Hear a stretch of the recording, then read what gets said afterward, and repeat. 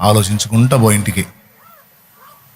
నేను చెప్పింది నువ్వు కనెక్ట్ అయ్యి నిజంగానే ఈ రోజు నుంచి నువ్వు డిసైడ్ అయ్యి బాధ్యతగా నువ్వు కానీ నేను చెప్పిన సమస్త విషయాల్లో దిద్దుకుంటే నా దేవుని అద్భుతములు ఆశీర్వాదములు నువ్వు అనుభవించకపోతే అప్పుడు అడుగున్నాను.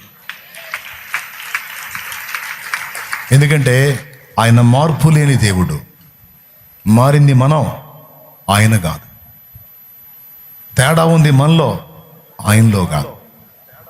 పొరపాట్లు మనవి, ఆయన పక్షపాతి కాడు. దానియేలులాగా నువ్వు దేవుణ్ణి ప్రేమిస్తే ఆయన నిన్ను కూడా బహుప్రియుడవు బహుప్రియురాలివి అంటాడు. అబ్రహాంలాగా నువ్వు ఆయన ప్రేమిస్తే ఆయన నిన్ను కూడా నా స్నేహితుడివి స్నేహితురాలివి అంటాడు. దావీదులాగా నువ్వు లోబడితే ఆయన నిన్ను కూడా నా చిత్తానుసారమైన మనుషుడు అంటాడు. సారేపద విధవరాల్లాగా దాతృత్వంతో అడుగు ముందుకేస్తే కరువు అనేది లేకుండా తరిగిపోని దీవెన అయిపోని ఆశీర్వాదం అని ఇంట సమృద్ధి నా దేవుడిస్తాడు. పేతురులాగా దోషాలు ఒప్పుకొని కడిగేసుకుంటే మనుషుల్ని బట్టే జాదర్లాగా నిన్ను చేస్తాడు ఆయన. ఎంతమంది ఒప్పుకుంటారు? చేతులు ఎత్తండి. ఉన్నాయన్న మనలో లోపాలు అన్నోళ్ళు చేతులు ఎత్తండి. ఎంతమంది ఒప్పుకుంటారో చేతులు ఎత్తాలా? నేనైతే 2 చేతులు ఎత్తుతాను. ఉన్నాయా మనలో దిద్దుకోవాల్సినవి? ఉన్నాయా మనలో సరి చేసుకోవాల్సినవి? ఉన్నాయి. పక్కోళ్ళు ఆశీర్వదించబడుతుంటే వాళ్ళతో పాటు నీవు కూడా ఆశీర్వాదం పొందాలనుకుంటున్నావా? అట్లయితే ఒక్కటి గుర్తుపెట్టుకో, వాళ్ళ ఆశీర్వాదాన్ని చూసి నువ్వు ఏడవ్వాకు.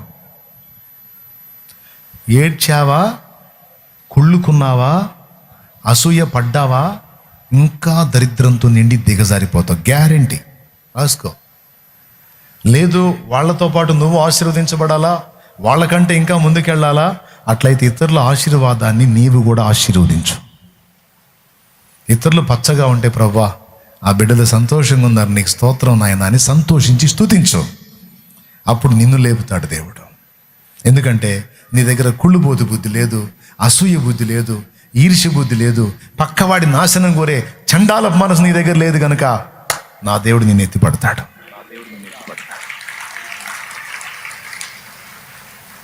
ఉన్నాయా లేవు మన దగ్గర?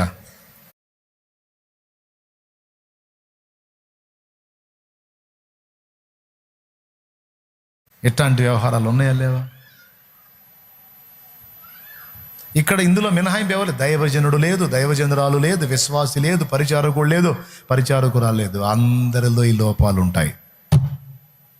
అయిపోయిందండి, మీ బుర్ర తిన్నాం. ఇంతవరకే మీకు సరుకు. నాకు తెలుసు ఆ సంగతి.